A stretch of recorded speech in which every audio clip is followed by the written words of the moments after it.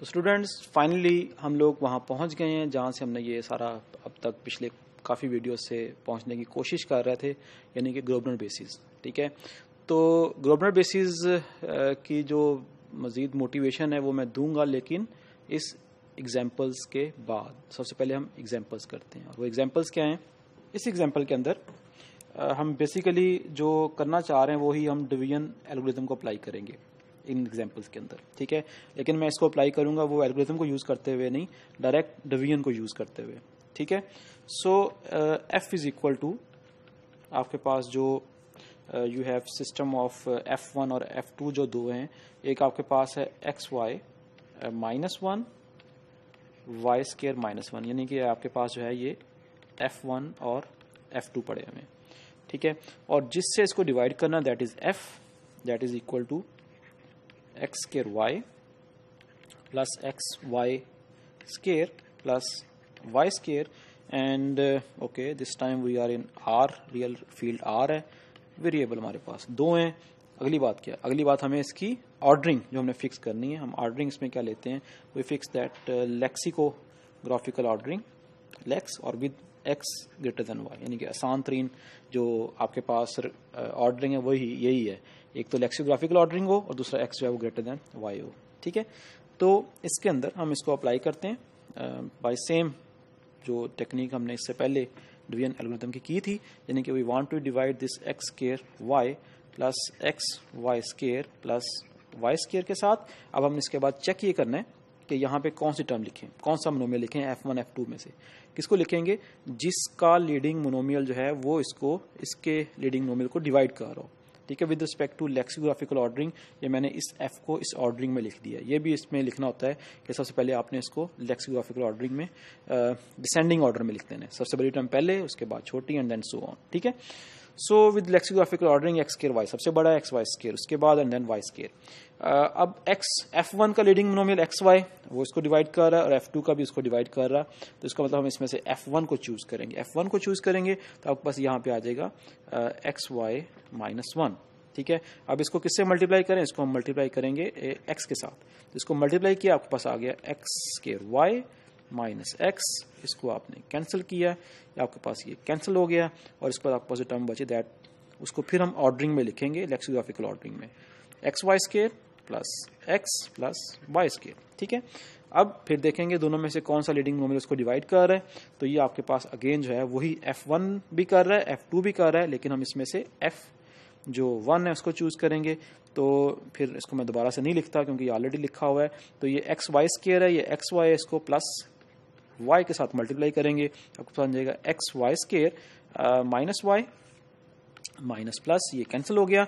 अब अगेन वही हम फिर इसको ऑर्डरिंग में लिखेंगे, कौन सी ऑर्डरिंग में, लेक्सिकोग्राफिकल ऑर्डरिंग के अंदर। तो सबसे पहले x आ जाएगा, फिर आपके पास ये y स्केयर आ जाएगा, प्लस इसमें से y आ जाएगा। ठीक है, अब अगर मैं उसको देखूं डिवीजन एल्गोरिथम को, तो अब लीडिंग टर्म x है। अब x ना तो XY से डिविजिबल है जो कि F1 का लीडिंग मोनोमियल है, और ना ये y स्केयर से डिविजिबल है जो कि F2 का लीडिंग मोनोमियल है। तो ये x बेसिकली कहाँ चला जाएगा, ये R में चला जाएगा। यहाँ से हम इसको फिलहाल खत्म कर देते हैं क्योंकि इसको हमने R में भेज दिया है, R को हम यहाँ साइड पर लिख रहे हैं। ठीक है, तो अब उसके बाद लीडिंग टर्म y स्केयर, अब y स्केयर को जो है वो F1 की लीडिंग टर्म तो नहीं डिवाइड करी, लेकिन F2 की लीडिंग टर्म y को डिवाइड करी, तो मैं यहाँ पे जो है वो y स्केयर -1 लिख देता हूं। अब इसको किससे मल्टीप्लाई करना है, इसको बेसिकली 1 के साथ मल्टीप्लाई करना है। 1 के साथ मल्टीप्लाई करेंगे तो आपके पास ये बेसिकली बन जाएगा y स्केयर -1, तो ये माइनस ये प्लस, तो आपके पास ये कैंसिल हो गया, बाकी बच गया y प्लस 1। अब y प्लस 1 के अंदर इसका जो लीडिंग मोनोमियल है y है। अब y को ना F1 का लीडिंग मोनोमियल डिवाइड कर रहा है ना F2 का डिवाइड कर रहा है, तो y भी आपका जो है वो R में चला जाएगा, x प्लस y बन जाएगा, और उसके बाद 1 बच गया। 1 भी जो है वो किसी से भी डिविजिबल नहीं है लीडिंग मोनोमियल से, तो x1 भी यहाँ से खत्म हो गए, यहाँ पे R में चला जाएगा। ठीक है, तो इसका मतलब ये हुआ कि आपके पास जो इस f का u1 जो कि हमें मिला है ड्यू टू F1, तो आपके पास x प्लस y के बराबर है, और आपके पास जो u2 है that is due to F2, तो आपके पास 1 के बराबर है, so that is equal to 1। ठीक है, तो इन द एंड इसका मतलब ये हुआ कि आपने f, you can write now this f is equal to u1 F1 plus u2 F2 plus R, so this is equal to u1 आपके पास जो है वो x plus one x plus y है, f1 आपके पास है एक्स वाई माइनस वन, और u2 आपके पास है 1 एंड दैट f2 आपके पास वाई स्केयर माइनस वन, और r आपके पास है x plus y plus one.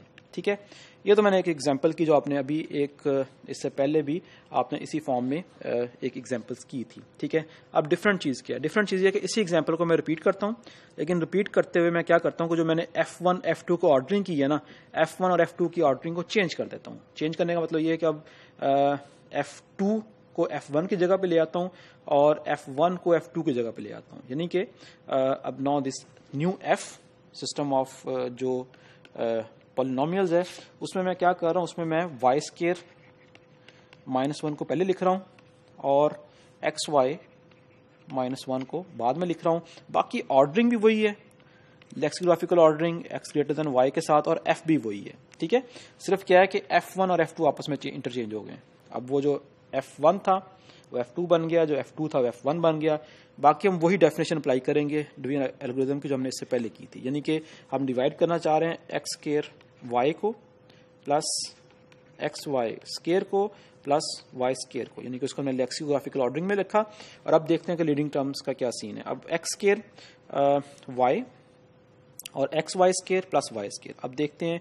अब क्योंकि इसमें क्या है कि आपके पास F1 का लीडिंग नोमिनल उसको डिवाइड कर रहा है, तो उसमें से हम लीस्ट चूज करेंगे, यानी कि हम उसमें से F1 लिया, F1 उसको डिवाइड नहीं कर रहा, F2 उसको डिवाइड कर रहा है एक्स वाई तो आपके पास ये बेसिकली आपने यहाँ पे एक्स वाई माइनस वन कर दिया। ठीक है, एक्स वाई माइनस वन की है तो ये आपके पास इसको हम x से मल्टीप्लाई करेंगे तो आपके पास आ जाएगा x square y minus x, ये आपस में कैंसिल हो गया, ये प्लस ये आपस में cancel out, so that becomes x y square plus x plus Y square. ठीक है, इससे पहले जो मैंने एग्जांपल सॉल्व की थी उसमें मैंने कहा था F1 F2 दोनों डिवाइड करें, लेकिन बेसिकली इसमें सिर्फ और सिर्फ F2 डिवाइड कर रहा है और उस पहले वाले में सिर्फ F1 डिवाइड कर रहा था, सिर्फ फर्स्ट स्टेप में, बाकी स्टेप्स ठीक है। ठीक है, तो उसके बाद ये x y square plus Y square, और अब देखते हैं कि अब क्या है कि आपके पास F1 भी डिवाइड कर रहा है, F2 भी डिवाइड कर रहा है, तो ये एग्जाम्पल यहाँ पे चेंज होगी, क्योंकि अब इसके बाद आपने जो F1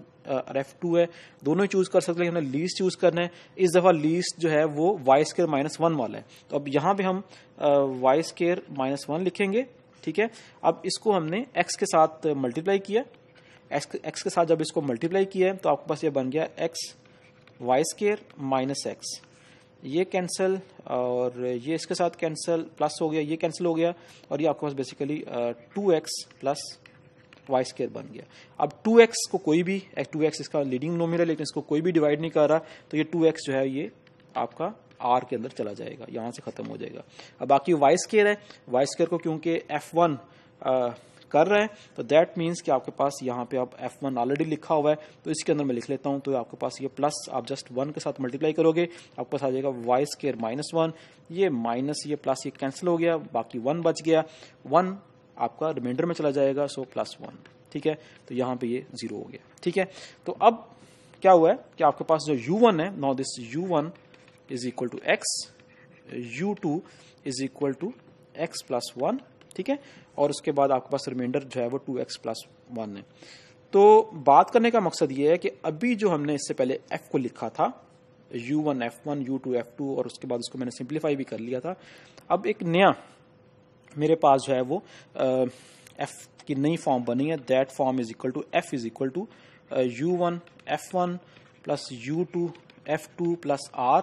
अब u1 और f1 सारे कुछ चेंज हो चुका हुआ है, नया u1 जो है वो x है और इसको f1 के साथ मल्टीप्लाई करना है, यानी कि आपने y square minus one plus u2 आपके पास जो है वो इस केस में x प्लस वन है।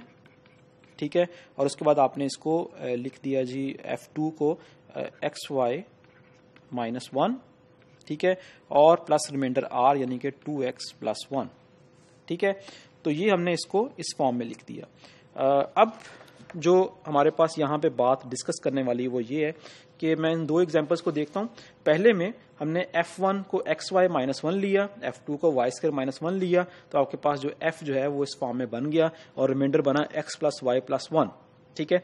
उसके बाद आपने सेकंड में जो है वो f1 को y² -1 लिया, f2 को xy -1 लिया, तो आपके पास इसका रिमाइंडर बना 2x + 1। यानी कि सिर्फ और सिर्फ क्वोशंट्स तो खैर बचे चेंज हुए ही हुए हैं, लेकिन जो रिमाइंडर्स हैं वो भी इस f1 और f2 का सिर्फ ऑर्डर चेंज करने की वजह से ये जो क्वोशंट जो हैं, जो आपके रिमाइंडर जो हैं वो चेंज हो गए हुए हैं। ठीक है, तो इस चीज को अगर मैं थोड़ा एलैबोरेट करूं तो आपके पास बेसिकली हमने जो बात स्टार्ट की थी वो भी देख लें कहां से स्टार्ट की थी। हमने प्रॉब्लम से स्टार्ट की थी जो कि आइडियल मेंबरशिप प्रॉब्लम था कि you are given with I f1 से लेकर fs तक, where f belong to polynomial ring and n variables. We want to find कि क्या f जो है, कोई पॉलिनोमियल f जो है वो i में है कि नहीं है। That is called the ideal membership problem.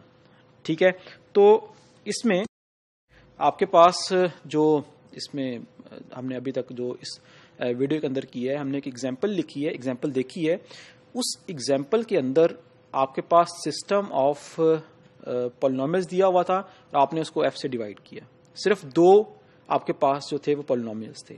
जो आइडियल मेंबरशिप प्रॉब्लम है उसमें दो से ज्यादा भी हो सकते हैं, दो भी हो सकते हैं, दो से ज्यादा भी हो सकते हैं। ठीक है, वो दूसरी बात है। लेकिन इंपॉर्टेंट चीज क्या है? इंपॉर्टेंट चीज ये है कि उनका ऑर्डर क्या लिखें। अब जब हम आइडियल लिख रहे होते हैं, आइडियल में तो ऑर्डर मैटर नहीं कर रहा होता। मतलब मेरे पास अगर मैंने आइडियल लिखा हुआ है f1 f2 से जनरेट हो रहा है, जो आइडियल f1 f2 से जनरेट हो रहा है वही आइडियल f2 f1 से जनरेट हो रहा है, उसमें ऑर्डर मैटर नहीं कर रहा होता। लेकिन जब हम डिवीजन किए हमने अभी, डिवीजन में ऑर्डर मैटर कर रहा है। क्यों ऑर्डर मैटर कर रहा है? जब मैंने f1 f2 से डिवाइड किया है, रिमाइंडर कुछ और था, f2 f1 से डिवाइड किया, रिमाइंडर कुछ और है। रिमाइंडर मुझे तो जीरो चाहिए। हो सकता है किसी ऑर्डरिंग में रिमाइंडर जीरो हो रहा हो सकता है किसी में जीरो ना हो रहा। तो मेरे पास क्या श्योरिटी होगी, मेरे पास क्या गारंटी होगी कि जो मैंने ऑर्डर चूज किया है वो ठीक चूज किया है। हो सकता है एक ऑर्डरिंग में जीरो आ रहा है लेकिन किसी और में जीरो नहीं आ रहा। तो एक बंदा कह रहा है कि वो उसमें कंटेन कर रहा है, क्योंकि कंटेन उस वक्त करेगा जब रिमाइंडर जीरो आएगा। दूसरा बंदा कह रहा है कि नहीं जी कंटेन नहीं कर रहा, क्योंकि मैंने जो ऑर्डरिंग चूज की है उसके रिस्पेक्ट से उसका रिमाइंडर जीरो नहीं आ रहा। ठीक है, तो इट मीन्स के आइडियल के अंदर ऑर्डरिंग ऑफ पॉलिनोमियल्स मैटर नहीं कर रही, क्योंकि जो आइडियल जनरेट हो रहा है उसमें अगर हम पॉलिनोमियल को आगे पीछे कर देंगे वो आइडियल सेम ही रहेगा। लेकिन जब हम डिवाइड कर रहे हैं तब आपके पास ये प्रॉब्लम आ रही है कि जो ऑर्डर है उसका पॉलिनोमियल्स का वो मैटर कर रहा है। तो ये जो सारा सिनेरियो है, इस सिनेरियो में कि जब हमें पॉलिनोमियल्स के ऑर्डर पे डिपेंड कर रहे हैं उसको डिवीजन को, इसका मतलब है देयर इज समथिंग रॉन्ग।